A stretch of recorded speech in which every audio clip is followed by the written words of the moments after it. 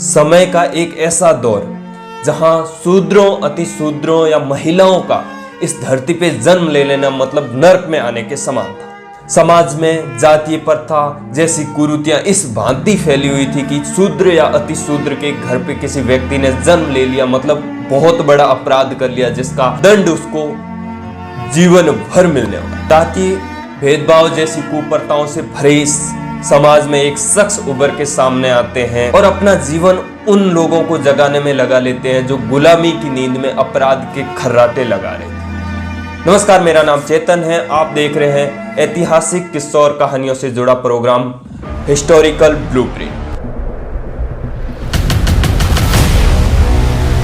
ज्योतिबा फुले, इनका जन्म 11 अप्रैल 1827 में महाराष्ट्र के पुणे में हुआ है। इनके पिता फूलों का व्यापार करते थे। फूलों का व्यापार होने की वजह से इनका सरनेम भी फुले था। बचपन से ही पढ़ाई लिखाई में बहुत इंटरेस्टेड थे, तो इनके पिताजी ने मराठी स्कूल में इनका दाखिला दिलाया, परंतु प्रकृति कुछ और ही चाहती थी। 9 साल की उम्र में इनकी माताजी का देहांत हो गया। शिक्षा को निरंतर रखते हुए वो अपने परिवार की जिम्मेदारियां भी संभालने लगे, परंतु 14 साल की उम्र में उनकी शादी सावित्रीबाई फुले के साथ में कर दी और यहाँ के बाद में आगे की शिक्षा उनके लिए ग्रहण करना बहुत कठिन था।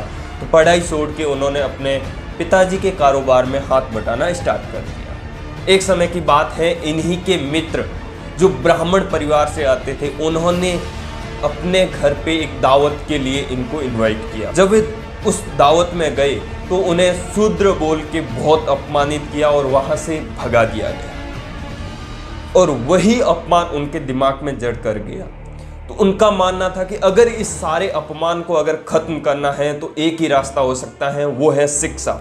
और उन्होंने अपने पिताजी से जिद किया और आगे की एजुकेशन को करने के लिए पिताजी के जान पहचान वालों की सिफारिश से आगे की शिक्षा लेने के लिए स्कॉटिश स्कूल में पढ़ने चले गए और इन्होंने इसी स्कूल में समाजशास्त्र, गणित, विज्ञान के बारे में बहुत कुछ पढ़ा और अपने घर आके सावित्रीबाई फुले को भी पढ़ाया। इन दोनों ने मिलके एक स्कूल खोला जो देश का पहला गर्ल्स स्कूल था।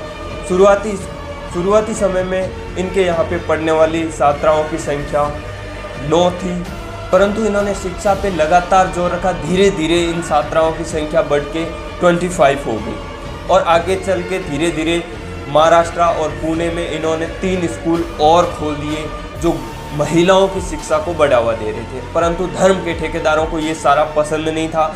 इन्होंने उनके पिताजी को धमकियां देना स्टार्ट कर दिया। इनके पिताजी ने इनको घर से बाहर निकाल दिया, परंतु फुले यहाँ रुकने को नहीं थे। तो वो अपना घर छोड़ के बाहर चले गए और महिला शिक्षा को बढ़ाने लगे। सन 1873 आते आते इन्होंने एक समाज की स्थापना की जिसका नाम सत्यशोधक समाज था।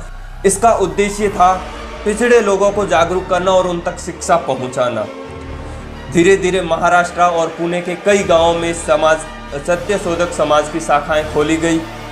उन्होंने एक अपनी बुक भी लिखी, गुलामगिरी। इस बुक में इन्होंने लिखा, ब्राह्मण, पंडा, पुरोहित लोग अपना पेट पालने के लिए शूद्रों अति शूद्रों को अपने पाखंडी ग्रंथों के माध्यम से उपदेश देते हैं। ये कोई मामूली अपराध नहीं है, इसके लिए उनको ईश्वर को जवाब देना होगा।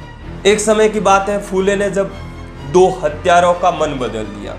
आधी रात का समय था, फुले अपने घर में आराम से सो रहे थे। उसी टाइम उनका दरवाजा बजता है। फुले आवाज़ लगाते हैं कि आप कौन हैं? तो जवाब आता है कि हम आपको मारने के लिए आए हैं। फुले बोलते हैं कि मुझे मारने से आपको क्या मिलेगा, मैंने आपका क्या बिगाड़ा है कि आप मुझे मारोगे? तो उन्होंने बताया कि आपने हमारा कुछ नहीं बिगाड़ा, परंतु आपको मारने के बाद में हमें 1000 रुपये मिलेंगे। तो उन्होंने बताया कि इससे अच्छा और क्या हो सकता है कि मेरी ज़िंदगी दलितों के काम आए और मेरे मरने से किसी गरीब का भला हो जाए। ये बात सुन के ये दोनों अपराधी ज्योतिबा के पैरों में पड़ गए और उसके बाद में वो ज्योतिबा के अनुयायी बन गए और सत्यशोधक समाज का काम संभाला।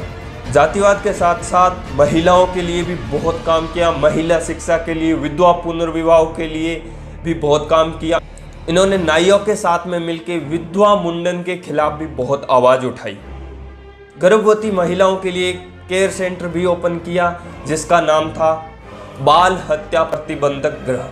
63 साल तक गरीबों, दलितों और पिछड़े लोगों की हित में आवाज़ उठाते हुए ज्योतिबा फुले का लकवे के कारण 28 नवंबर 1890 में इनका देहांत हो जाता है। परंतु वो अपनी वसीयत में लिख के जाते हैं कि अगर आगे चल के मेरा बेटा अगर नालायक हो जाता है तो मेरी संपत्ति किसी पिछड़े के नाम कर देना, किसी गरीब के नाम कर देना। आज के लिए बस इतना ही, मिलते हैं एक नए वीडियो में, तब तक के लिए शुक्रिया।